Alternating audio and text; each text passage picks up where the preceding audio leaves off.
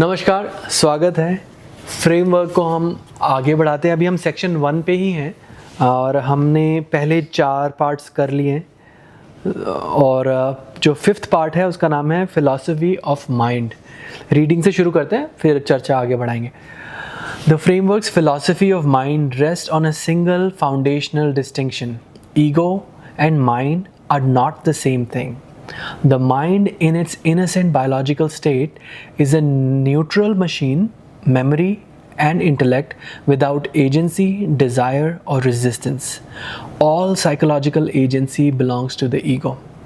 So इतने में हमें ये समझ आता है कि जो माइंड है वो एक न्यूट्रल मशीन है जो मेमोरी और इंटेलेक्ट का काम करती है। उसकी कोई अपनी सत्ता नहीं, अपनी एजेंसी नहीं है और अपनी कोई उसकी डिज़ायर नहीं है, उसका रेजिस्टेंस। जैसे एक तरीके का टूल होता है कोई कि उससे आप कुछ भी करा लो। कॉफ़ी मशीन का काम है कॉफ़ी बनाना, इस तरीके से mind will make it for you, will brew it for you. कि पॉपुलर कल्चर में तो यही चल रहा है ना कि कुछ भी हो गया तो मेरा मन ठीक नहीं है, या मेरे मन को ठीक कर दो, या मेरा मन, क्योंकि हर बार ईगो को नहीं पर मन को ऐसे बोल देते कि उसकी वजह से ठीक नहीं है। और मन ऐसा कुछ नहीं है कि जो कुछ आपकी लाइफ को ख़राब कर रहा है, ईगो है। हाँ, ये बात ठीक है। तो मेरे मन ये बता दे तू किस ओर चला है तू, क्या पाया नहीं तूने। वो बहुत सारे गाने भी इस बात धारणा को और पक्का कर देते हैं ना कि मन का कुछ एजेंसी है, या मन एक लाइव ऑफ थिंग है, या मन की अपनी एक चाहत होती है, या मन कुछ करा देता है आपसे, या जैसे बोलते हैं लोग, आम जनता कहते हैं मेरा मन नहीं कर रहा करने का। मन के हारे हार है, मन के जीते जीत। ये सुना है? कुछ भी। हाँ, मेरा मन चंचल है। हाँ, मन चंचल है। वो सारी जो डेफिनेशन है मन की, वो यहाँ पे कैंसिल हो गई है। देखो, वैसे कहने का तो कहा जा सकता है कि उस सेंस में जो कोई मन यूज़ करता है ना, अब कोई बड़े ऋषि नहीं कह रहे हैं, कोई बॉलीवुड का कोई सॉन्ग राइटर कह रहा है, बट वो ईगो की बात कर रहे हैं, पर नाम मन दे दिया है। यहाँ पे डिस्टिंक्शन क्लियर कर दी गई कि माइंड को हम ये कहेंगे अगर आगे समझना है तो। राइट, वही वहाँ टर्म्स क्लियर रखनी ज़रूरी है ताकि कम से कम बातचीत तो हो पाए। और मैं मन बोलूँ और आप ईगो समझो, या आप ईगो बोलो मैं मन समझूँ, फिर बात नहीं हो पाएगी। या so all psychological agency belongs to the ego. यहाँ बात क्लियर हो गई है। आप कुछ कहने लगे थे या नहीं? अभी नहीं, ठीक है। एक तरह का टूल है ना mind. It's a tool to be used, और आप टूल को यूज़ करने वाले हो, आप टूल नहीं हो। लोग समझते हैं कि मेरा मन कर रहा था तो मैंने खा लिया, तो उसमें वो क्या कह रहे हैं कि मैं टूल हूँ। कि मेरा मन किया तो मैंने आइसक्रीम खा ली, या मेरा मन किया तो मैंने चिकन खा लिया। आपने मन पे सारा वो डाल दिया एजेंसी, और आपने एक तरह से आइडेंटिफाई कर लिया टूल के साथ, जबकि टूल को यूज़ करने वाले थे आप मन के मालिक हो, आप मन के गुलाम थोड़ी हो। हाँ, इसी से मुझे याद है, एक लाइन चलती है कि mind is a bad master and a good slave. उसको अपनी जगह पे रखो। ये कहावत है। नहीं, सही बात। Mind is a bad master. Guru Nanak Dev ji भी जपजी साहिब में भी बोलते हैं ना कि पंचा का गुरेक ध्यान बोलते हैं गुरु नानक देव जी। पंचा का गुरेक ध्यान का मतलब है 5 सेंसेस की बात हो रही है। तो 5 सेंसेस, ये पहले भी हमने पॉडकास्ट में किया है शायद, कि 5 सेंसेस के जो गुरु हैं वो हो आप। पंचा का गुरेक ध्यान जो है, या कॉन्शियसनेस बोल लो उसको, वो हो आप, या वो 5 सेंसेस नहीं हो आप। 5 सेंसेस के गुलाम भी नहीं हो आप, 5 सेंसेस के ऊपर हो आप। आपकी हैं 5 सेंसेस, आपके टूल्स हैं जिसको आपको यूज़ करना है। और प्रकृति से इंटरेक्ट करने के वो है ना ये टूल्स। माइंड हो गया, सेंसेस हो गई, तो प्रकृति से आप बंधन भी ले सकते हो, मृत्यु भी ले सकते हो, या फिर आप मुक्ति भी ले सकते हो। तो मृत्युदायिनी और मुक्तिदायिनी दोनों है माँ। राइट। तो टूल्स को किस तरह यूज़ करना है आप पे है। This is not merely a terminology preference, it has direct practical consequences. When suffering is attributed to the mind becomes the patient, and all treatment is directed at the mind. But the mind is not suffering, the ego is. Treatment of the mind symptom while leaving the ego structure intact cannot produce genuine relief. It can only produce symptom management. Correct attribution, always to the ego, never to the mind, is necessary condition of correct diagnosis and correct treatment. बहुत सफाई से लिखा है ये. तो ये भी connect हो रहा है ना पीछे से कि जैसे अभी हम कह रहे थे कि बॉलीवुड वालों ने गलती से बोल दिया या जान के या वॉट एवर कि उन्होंने एट्रीब्यूट कर दिया, ईगो बोलना चाहते थे लेकिन माइंड को एट्रीब्यूशन दे दिया. तो फिर अगर कोई परेशान है मन के करके तो वो फिर मन ही ठीक करने पे जाएगा, वो फिर वो सिम्टम मैनेजमेंट हो जाएगा, वो फिर इलाज ही उस तरह डायरेक्शन में करेगा, गलत डायरेक्शन में करेगा. अगर वो ईगो पे आएगी ही नहीं बात तो फिर इलाज शुरू ही कैसे होएगा. मन भी क्या है कि जैसे कि लैंग्वेज में बोला ही आचार्य जी ने उनकी लैंग्वेज में कि गोदाम है, एक स्टोरेज स्पेस है जहाँ पे आपने अपने जितने भी आपकी अभी तक की 25-30 साल की लाइफ रही है, जितनी भी आपकी मेमोरीज रही है, वो सब कुछ स्टोर्ड है उसमें. आपकी फैमिली होगी, फ्रेंड्स हो गए, वो सब कुछ स्टोर्ड है. और उसके अलावा है इंटेलेक्ट जो कि प्रोसेसिंग करता है, जो बुद्धि, जो आपका जैसे कि कोई भी पर्टिकुलर प्लानिंग में काम आ जाती है. उसको किस तरीके से यूज़ करोगे, जैसे कि ये है मेरा इसमें स्वार्थ है कि नहीं, ये बंदा मेरा कुछ काम कर पाएगा कि नहीं, तो मैं उसको कुछ संबंध बनाऊंगा. राइट. तो वो होगी इंटेलेक्ट का काम कि मैं वो पूरा दौड़ना शुरू कर देगी पीछे से. जैसे सामने वाला किसी इंसान को देख लिया, अभी सामने 50 लोग हैं, 50 में से एक ही इंसान पे नजर क्यों गई, क्योंकि वो कोई गोरी है, वो सेक्सी लग रही है. राइट. तो वहाँ पे सीधा एक रिलेशन तुरंत बन गया. इसमें एक चीज़ शायद मिसिंग है कि जो स्वार्थ भी है वो ईगो कर रहा है, स्वार्थ ढूंढ रहा है, लेकिन स्वार्थ को फुलफिल कैसे करना है वो इंटेलेक्ट है. राइट. क्योंकि हाँ, स्वार्थ तो ईगो को लगेगा क्योंकि वो मिसिंग, वो इनकम्प्लीट उसको लगता है. माइंड तो without ego it will not even go associate with anything. Right. जैसे कि ये आप कुछ बोलो. नहीं, मैं एग्जांपल सोचा जैसे कि एक दोस्त के पास आता है, कहता है यार आज मन बड़ा उदास है. तो दोस्त का मन कहता है कि एक आइडिया आया, चल यार दारू पीने चलते हैं. तो मन का ही आइडिया आया, मन का ही इलाज हो जाएगा. थोड़ा सा शायद मन बहल भी जाएगा, थोड़ा वो ड्रिंक करेंगे, थोड़ा गाने वाने सुनेंगे, एंजॉय करेंगे, डांस वांस देख लेंगे, ठीक है. लेकिन बात सही वाली ये थी कि उसके मन नहीं उदास था, वो उदास है, वो उसकी अस्तित्वगत उदासी का सल्यूशन तो नहीं मिला ना, सिम्टम मैनेजमेंट हो गया. वो सिर्फ अवस्था बदलने वाला काम हो गया. हाँ, स्टेट. दुखी था तो डिस्ट्रैक्शन लेके कहीं और चला गया कि हाँ मुझे टेम्पररी सॉल्यूशन मिल जाए कुछ. और सिम्टम मैनेजमेंट तो हो ही जाती है. राइट. तो उसके दोस्त ने भी तो यही बोला ना कि उसी तल का जवाब ही आएगा. पहला तो गलती है कि दोस्त से पूछ लिया.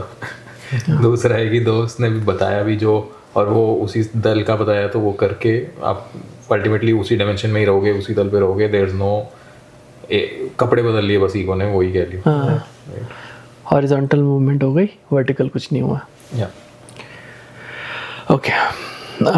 आप कुछ कहना चाह रहे थे रेलेवेंट इस बारे में, बीच में भूल गए. कोई बात नहीं, भूलना अच्छी बात होती है. इसका मतलब ये कि ज़रूरी नहीं होगा.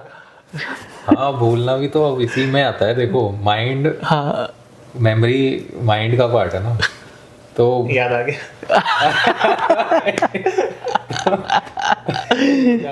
नहीं जान दे. हाँ वो जान दो. चलो ठीक है, वो ठीक से याद नहीं. ठीक है, कोई बात नहीं. कभी कभार मैं कुछ भूल जाता हूँ, मुझे कहना होता है तो फिर चिढ़ जाता हूँ मैं कि यार मेरे को वो पॉइंट बोलना था. बट वो भी कभी बार ईगो है कि ईगो को राइट होना ना, उसने अपना पॉइंट रखना है. तो मेरे साथ कई बार होता है ऐसा कि यार मुझे कुछ कहना था, फिर मैं एकदम रियलाइज़ करता हूँ कि नहीं भी कहा तो ऐसा क्या हो गया. राइट. वो तो वैलिडेशन ढूंढने वाला पार्ट है ना अंदर, जो कहता है कि ये बोल के मुझे शायद वैलिडेशन मिली और नहीं बोल पाया, इसलिए यार अब तो मैं अनवैलिडेटेड रह गया. देखा मैं बोल पाया.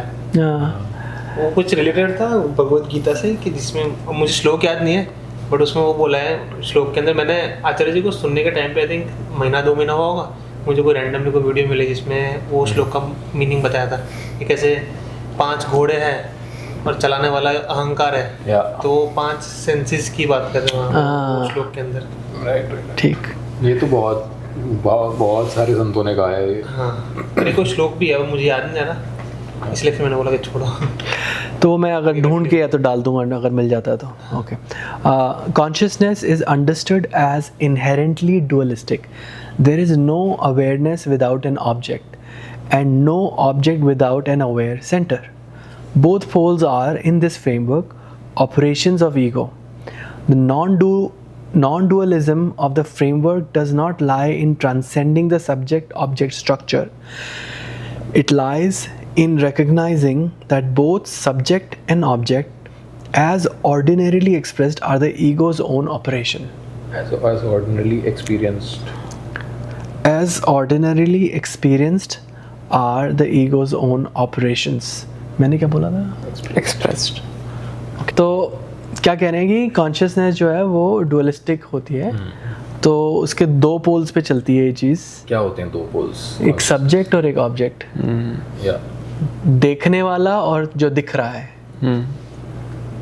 और बिकॉज कॉन्शियसनेस इज या sentience is being able to feel और एक्सपीरियंस।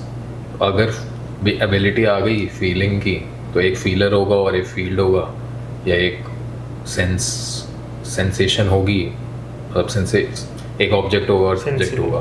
तो या ठीक है, तो फिर इसमें क्या बात बनती है कि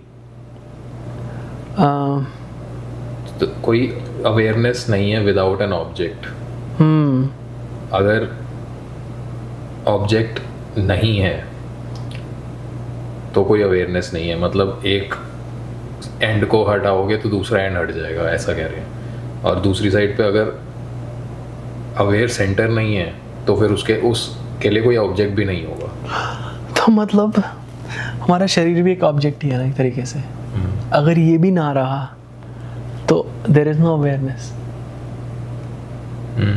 क्या ना रहा? शरीर भी ना रहा, जो चीज़ें फील कर रही हैं, देख रही हैं, सुन रही हैं, ये सारी चीज़ें चली गई अगर, तो अवेयरनेस भी नहीं रहेगी। यही मतलब हुआ ना इसका? नहीं, आई थिंक यहाँ कहा जा रहा है कि अवेयरनेस सब्जेक्ट ऑब्जेक्ट, एक तरफ ईगो है, दूसरी तरफ ऑब्जेक्ट है, तो सेंसेस की तो आई गेस बात हुई नहीं है। तो अच्छा चलो ठीक है, ईगो है और ऑब्जेक्ट है ना, तो अगर there is no awareness, ego को अवेयरनेस कह रहे हैं? नहीं, व्हाट इज अवेयरनेस? आप जो क्वेश्चन कह रहे हो वो भी काइंड ऑफ इस तरह से ऐसे इसको मर्ज किया जा सकता है इसमें कि कॉन्शियसनेस और ईगो, ये दोनों ईगो कॉन्शियसनेस पेयर साथ में ही चलते हैं। तो आप जहाँ पे आप बॉडी की बात कर रहे हो उसको कॉन्शियसनेस ही पढ़ लो। तो कॉन्शियसनेस आपकी बॉडी के बिना कोई के बाहर की ऑब्जेक्ट की बात हो रही है, ऐसे ऑब्जेक्ट की बात हो रही है, ठीक है। ऑब्जेक्ट है और कुछ परसीव करने वाला तो है। परसीव करने वाला कौन है? मान लो body is kind of like a instrument that, वो फील करने वाला इंस्ट्रूमेंट यूज करके आप कुछ देखो रीडिंग ले रहे हो। कुछ जो परसीव करने वाला है, जो सब्जेक्ट है, वो वही होगा ना जिसको फील हो रहा है, सुनाई दे रहा है, ये सब सेंसेशंस हो रही है, वही होगा ना। तो अगर ये सब नहीं रहा तो उसके लिए कोई ऑब्जेक्ट नहीं रहा, उसके लिए कोई ऑब्जेक्ट नहीं रहा। और अगर ऑब्जेक्ट नहीं रहा तो ये परसीव करने वाले का भी कोई एग्जिस्टेंस नहीं है। तो ऑब्जेक्ट नहीं रहा का मतलब क्या है? सारी चीज़ें गायब हो गई। तो सारी चीज़ें गायब होने का मतलब ये शरीर भी गायब हो गया ना?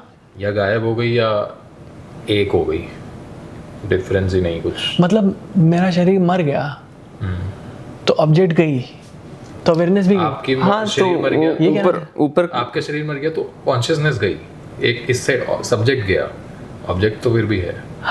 नहीं आपके है, लिए ऑब्जेक्ट नहीं है। आपके लिए नहीं, मतलब ऐसा मान लो नहीं है ना? नहीं है। ऊपर यही तो बताया जा रहा था कि अगर ईगो शरीर से रिलेटेड है, शरीर गया, ईगो गई, और ये भी संसार भी गया। हाँ, ऊपर ये भी स्पष्ट करा था कि ईगो जा नहीं सकता जब तक आप जीवित हो, जब तक शरीर है तब तक ईगो पूरी तरह नहीं जा सकता। तो ये नो अवेयरनेस वाला आई गेस हाइपोथेटिकल है कि there is no object no समझाने के लिए कह रहे हैं कि वो समुत्पाद वाली को ओरिजिनेशन वाली बात समझाने के लिए कह रहे हैं कि एक के बिना दूसरा नहीं हो सकता। और जो दूसरी वाली बात है वो तो थोड़ी व्यवहारिक लगती है कि no object without an aware center. पत्थर के लिए कोई ऑब्जेक्ट नहीं होगा, ऐसा कह सकते हैं। हाँ, उसमें अवेयर सेंटर नहीं है, कोई सेंटियंस नहीं, कोई सेंटिएंट नहीं है अगर, हाँ, उसके लिए कोई ऑब्जेक्ट भी नहीं है। हाँ, ठीक है। वो खुद ही भी नहीं है ना कि ऑब्जेक्ट का अपने आप में कोई सिग्निफिकेंस नहीं है, वो ईगो मीनिंग डालता है, उसके बाद फिर वहाँ से एक रिलेशन स्टार्ट होता है कोई भी ऑब्जेक्ट के साथ। और ये कह रहे हैं कि both poles are operations of ego, subject object दोनों ईगो की वजह से ही है, क्योंकि वो मीनिंग डाला ना उसके ऊपर। क्योंकि सबसे पहले तो मैंने खुद के होने को सत्य माना, सही माना, कि रियल माना, तभी तो मैंने किसी और को माना ना, तभी संसार बना लिया मैंने। हाँ, Their both are operations of ego. इसमें पहले तो क्या है कि उसने एक सेपरेशन है, बॉडी शारीरिक अहंकार आ गया कि हाँ मैं अलग हूँ, उसके बाद फिर कहानियाँ आने के बाद फिर वो मानसिक अहंकार ही बना रहा है ना कहानियाँ। तो जो मीनिंग्स और कहानियों में क्या है, मीनिंग्स ही डाल रहा है उसके ऊपर कि कैसे इस चीज़ को मैं पालूँ और भोग लूँ। तो वहाँ पे वो ऑब्जेक्ट अपने आप में उसका कोई सिग्निफिकेंस नहीं है, पर उसके ऊपर मैं देखूंगा कि जैसे कि एप्पल है, तो एप्पल तो फिर भी एक वो बहुत जनरल एग्जांपल हो जाए कि वो खाने के लिए यूज़ होगा, बट वहाँ पे वो सोने का एप्पल है, हाँ कुछ अलग तरीके से डाल सकता है, और उसी चीज़ को वो 1 रुपये की चीज़ को 1 लाख में बेच सकता है अगर उसकी इम्पोर्टेंस इतनी बन गई किसी तरीके से। इसको ऐसे भी कह सकते हैं ना कि ऑब्जेक्ट का होना ऑलरेडी एक सेपरेशन क्रिएट करना ही है ना। ये ऑब्जेक्ट मुझे तभी दिखेगा ना जब इसकी ये बाउंड्री है, तभी मैं इसको बोलूँगा ये ऑब्जेक्ट है। अगर मेरे को सब ही एक दिख रहे हैं, मान लो कोई डिफरेंस ही नहीं दिख रहा, तो मैं किसको ऑब्जेक्ट बोलूँगा? और ये अलग इसी को किसको दिख सकता है? सिर्फ ईगो को ही दिख सकता है।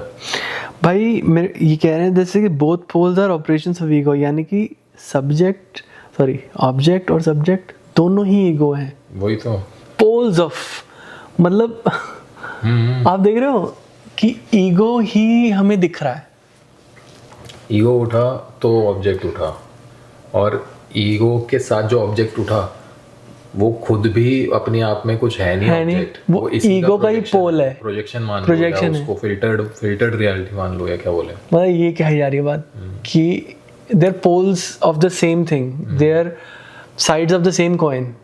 वो खुद का ही इनकम्प्लीटनेस बाहर फेंकता है और उसी का रिफ्लेक्शन आता है वापस और उसको पढ़ लेता है एज अ ऑब्जेक्ट। और अभी तो हम बहुत सिंपलिस्टिकली कह रहे हैं ना कि जो दिख रहा है और जो देखने वाला है, जो अब अगर हम थोड़ा उस पर ये सूक्ष्म बात है, अगर हम स्थूल जाते हैं तो मेरा परिवार, मेरी कहानियाँ, वो बहुत ही सॉलिड है कि ऐसा मेरे साथ ही क्यों होता है। तो वो इसलिए क्योंकि तुम हो इसलिए होता है। और अगर मीनिंग नहीं डालेगा तो और भी, जैसे कि वाइट रूम वाला एक्सपेरिमेंट्स होता है, पूरी तरीके से सब कुछ वाइट है, कपड़े भी वाइट, चारों दीवार भी वाइट, तो वहाँ पे उसको बेचैनी तभी हो रही है ना कि अभी वो मीनिंग नहीं डाल सकता, कोई स्टोरी डाल ही नहीं सकता कहीं, फिर वो हेलुसिनेट करना स्टार्ट करता है। तो उसको एक चाहिए कुछ ना कुछ तो आसपास भी। तभी माया कही गई है ना कि एक्चुअल में असली नहीं है। तो वैसे एक लगती है माया, आई गेस अहंकार को कहा जाता है सबसे पहले तो। एक क्वेश्चन भी आता है कि फिर जैसे कि अगर जैसे आचार्य जी है, वो एक वाइट रूम में है, या फिर एक समझने वाला इंसान के भी, तो वो कैसे परसीव करेगा चीज़ों को फिर, या फिर वो क्यों करेगा परसीव? क्योंकि मीनिंग, क्योंकि वो बेचैनी तो होगी कि नहीं होगी, वो वाला क्वेश्चन है मेरा। आई थिंक अगर कोई समझदार, जैसे अगर एज्यूम कर रहे हैं कि आगे ऐसा प्रोग्रेस होती होगी, कुछ ऐसा लाइक संत महात्मा कोई अगर लेट्स से लाइक ठीक है, कोई बंदा है जो थोड़ा पहुंचा है वह कहीं तो वो he'll be very okay with himself, he'll be very like ठीक है, हाँ ये कहा नहीं जा सकता। the question is basically that बेचैन होगा कि नहीं होगा? बेचैनी कम हो जाती है क्या ऐसे लोगों को? हाँ ये सवाल मेरे को है। यही लगता है बेचैनी आती ही इनकम्प्लीटनेस से। अगर किसी ने समझ लिया, देख लिया अपनी इनकम्प्लीटनेस को व्यर्थ, तो फिर बेचैनी कम हो जाएगी ना। ये तो सेंसफुल बात ही लग रही है मुझे। अब मैं कह नहीं सकता, लेकिन जितना समझ आ रहा है लॉजिकली अगर फॉलो किया जाए तो बेचैनी और इनकम्प्लीटनेस साथ में ही चलती है ना। इनकम्प्लीटनेस जितना मुझे कम लगेगा और मैं सहज हो जाऊंगा, मैं नॉर्मल, मैं कुछ मीनिंग फैक्ट प्रोजेक्ट नहीं करूँगा अगर, तो मेरे को बेचैनी भी उतनी कम होनी चाहिए। वो दीवार में, वो कलर में, मेरे में कुछ फ़र्क नहीं है, वही एक यूनिवर्स का हिस्सा हो गया, तो उसको कुछ ना इनकम्प्लीटनेस होगी, ना कुछ फिर क्रेविंग होगी, ना फिर कुछ मीनिंग्स होंगे। तो इन दोनों को ट्रांसेंड करने की बात नहीं करी जा रही है, ये करी जा रही है कि रिकग्नाइज कर लो कि दोनों ही सब्जेक्ट ऑब्जेक्ट ईगो के अपने ऑपरेशंस हैं। यहाँ पे ये ख़त्म हो जाता है। ये या सीइंग की बात हो रही है कि आप देख लो कि जो भी चीज़ हो रही है ये दोनों ही ईगो के ही ऑपरेशन हो रहे हैं। ईगो ही देख रही है और ईगो का ही प्रोजेक्शन देख रही है। राइट। तो ये देखने भर से यही पर्पस है बेसिकली। ये पर्पस नहीं है कि इस डुअलिटी को पार करके आप कहीं वननेस में चले जाओगे या कुछ। और ये बहुत बड़ी फैलेसी रहती है ना, fallacy is the right word. ये बहुत बड़ी चीज़ चलती है कि आप उठ जाओगे इन संसार से, तुम्हारी पार हो जाओगे। क्योंकि पार जाने वाला भी फिर उसको क्या बोल, फीडबैक कौन देगा? मैं पार गया तो मैं तो कौन, ईगो ही है। जब तक मैं है पार हो गया ऐसे बोलते ना, तो मैं पार हो गया तो कौन, तुम तो रह गए। कौन बोल रहा है ये कि मैं पार हो गया? नंबर 6 पे चले। Okay, number 6 philosophical anthropology.